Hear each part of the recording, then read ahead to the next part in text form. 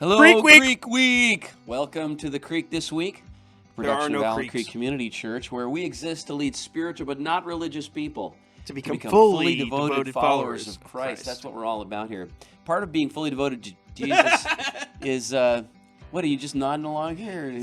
So, part of that is to train folks in the way Jesus talked about marriage. And so we've been in a marriage series now this month. We just got rolling last week. And I thought we'd have a marriage. Marriage is what brings us together today. You just have to. So I thought maybe we'd just kind of follow up on some of the what is a marriage discussion we started this weekend.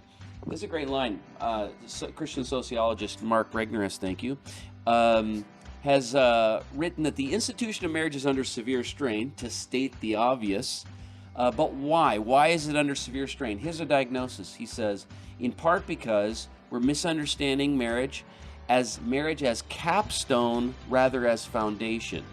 And so what he means by that is that I get married as the pinnacle of I got it all together. I got my career together. I'm adulting. I got everything together, and then it's like the capstone of I have got it all figured out, and then this is the pinnacle of self-actualization.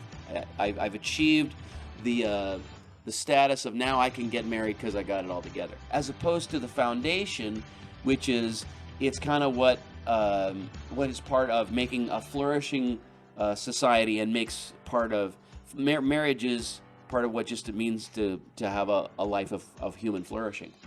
So what do you guys think about that? And to me, I thought that's instantly partly explains why people are getting married later.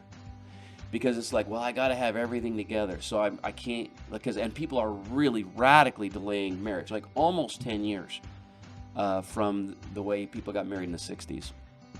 When did you get married? I got married when I was, what year, or how old was I? How old? Hold on. How old? I was almost 21. Almost, okay, so you couldn't drink yet? No. All right, what about you, Dan?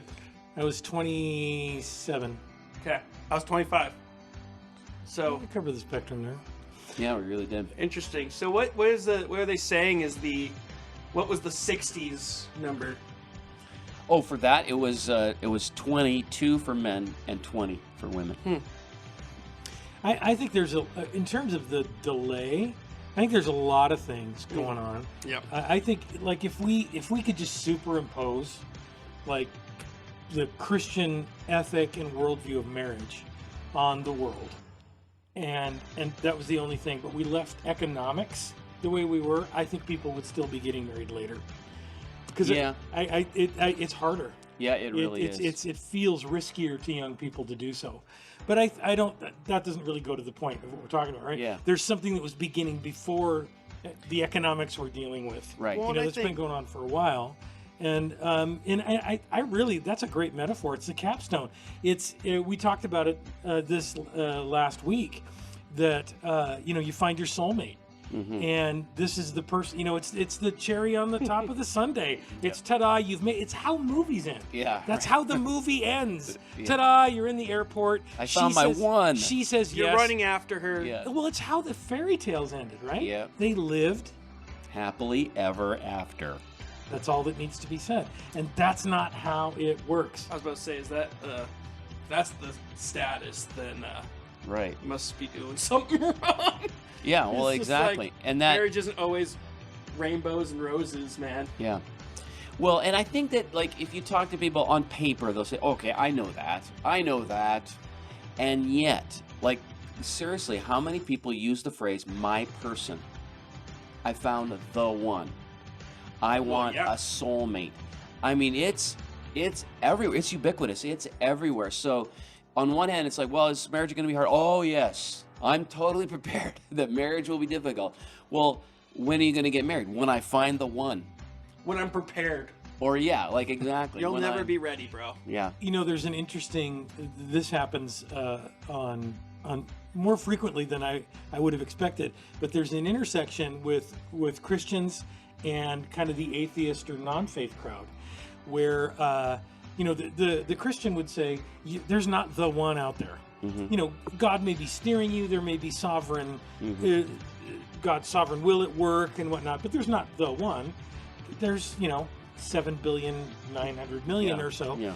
And the atheists, the secularists would say the same thing. You probably married the person who was within a particular geographic radius, Yeah. who you found moderately attractive. If And, you know, that's, and who would have you? and who would have you? You Who know, would that's- accept Yeah. yourself? right. Yeah, that exactly. that's true of all men. But and so there's that interesting thing where the Christian would say, look, you pick a partner that'll work. Mm-hmm. You know, or in the olden days, so you have your folks pick a Arranged partner, marriage, right, yeah. that sort of Yeah. thing, and you know where you can say, hey, we can build a life together, and the person without faith would generally agree. It's like, hey, yeah, you know, pick somebody. There's nothing special about him. Pick somebody that'll work for you. Right. And get on with it, Right. or not. Yeah. Yeah. Yeah. I think that's interesting. I So- think one of the things I wanted to touch on about the age thing, I'll probably be closer to this mic. One of the things I want to touch on the age thing is I also think, speaking for the younger crowd, we witnessed younger. It's including you. You're younger Oh, that's sweet. in spirit. Mm-hmm. Anyway, back to what I was saying. We witnessed a lot of divorce, right? So Yeah. like a lot of these millennials are coming from, in Gen Z, are coming from divorced families. Most of them. Yeah, most of them. And so I think they're thinking to themselves, well, that sucked, Right. and I don't want to do that to my That's future. really good. Yeah. Yeah. So, but I also want to find a person, but I'm too scared to take that leap for fear of, well, I saw what happened to my parents and I saw how that impacted them. Right. And so I think there's the financial piece for sure, 100%. But I also think there's this underlying trauma. I Yeah. don't know if I can call it trauma. Is that trauma? Trauma is probably Go the small right T. word. Yeah. Small Small T T. trauma. Yeah. All right, whatever. The idea that they saw and witnessed some hurt, Yep. and they experienced it themselves. And so the idea is like, I know from my own experience, like my wife being a child of divorce, she, you know, it was a big deal that, you know, when we went into marriage, it was like, we're never using this word. Like, that's not an option for us. Right. And so I just think there's a lot of that too. So there's a crisis of confidence. There's a crisis of faith in the institution overall, and then what's ironic, I guess, is because we started to redefine the purpose of marriage. If purpose is the capstone of my life, it's a capstone of my self-actualization. If it's for me to fulfill me, then when marriage can't do that, then it started to fall apart. And then when it started to fall, it was like falling down the drain, because the Domino more effect. yeah, exactly, the more that we held it up as the essence of what will fulfill me and what will self-actualize me and my partner, my soulmate, the more it failed. And then the more it failed, the more we it failed. Yeah, more it failed, exactly. We had a crisis of confidence in it. But we refused to let go of the idolatry of that soulmate, you know, ideal. And, Well, isn't it true that romantic love as the core foundation for marriage is really only Very 100, new. 150, 200 years Yeah, old, something like that, for very the most new. part? Yeah, very. And it's not in other parts of the world. No, it's really not. It's a Western thing, right? Mostly, especially the idea of the individualistic romantic piece. I think that attraction and passion are actually introduced in some sense into marriage by the biblical narrative. That sets it apart from the contractual, you know, view of purely arranged marriages. In fact, you sent me an article, I don't know if you remember this, a while back. It was talking about God's chosen pronouns, and I don't know if you remember, but there was a subtext there, not about the whole, you know, do we address God as He, but it was also just about the creation mandate and how when God makes them male and female, He creates a sense that this is about a romantic kinship, and He takes it out of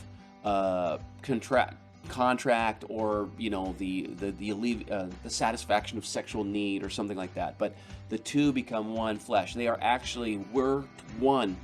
God splits them, and now they must find each other again. So He reintroduces the idea that romance, but it's a kind of a total attraction thing where it's not just you complete me and you are for me, but that the institution itself is for me serving you and about me laying down my life for you and us together, you know, sort of building this thing as a foundation for human flourishing. Like, for example, God then sets, be fruitful and multiply.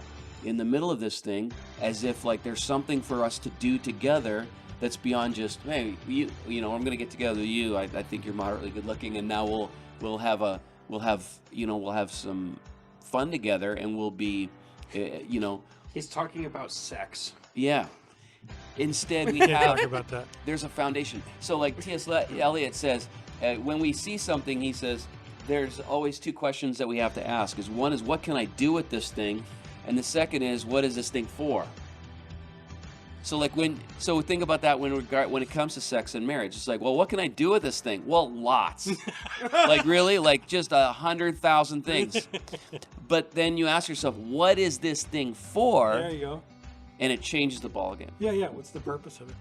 It's funny. It reminds me. There was an episode of Third Rock from the Sun. Remember that show? It was a great show. And so these were aliens on Earth, right? So they're in human bodies trying to figure it out.